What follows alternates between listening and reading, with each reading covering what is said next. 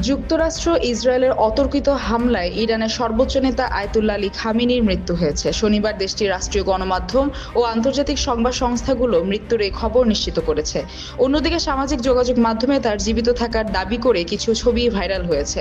অনুসন্ধানে দেখা গেছে, খামেনির সাহারা মরুভূমিতে অবস্থানের দাবিটি সম্পূর্ণ ভিত্তিহীন এবং বিভ্রান্তিকর। ইন্টারনেটে ছড়িয়ে পড়া একটি ছবিতে দাবি করা হয় আয়াতুল্লাহ আলী খামেনি জীবিত আছেন। বর্তমানে তিনি সাহারা মরুভূমিতে অবস্থান করছেন।